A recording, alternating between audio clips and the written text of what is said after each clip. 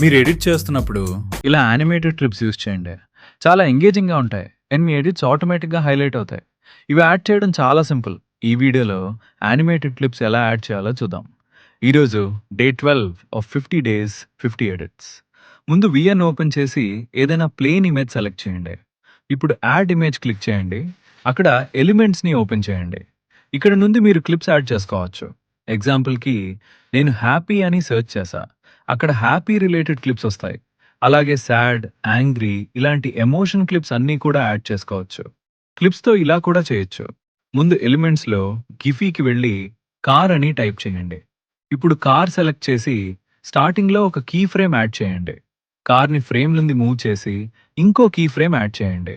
ఇప్పుడు speed adjust చేయండి. తర్వాత మళ్ళీ ఎలిమెంట్స్‌లో రోడ్ అని సెర్చ్ చేసి సెలెక్ట్ చేయండి.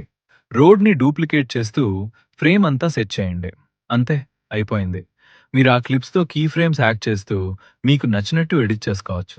చూసారా? చాలా సింపుల్ కదా! ఇలాంటి ఈజీ ఎడిటింగ్ ట్రిక్స్ కోసం ఫాలో చేయండి.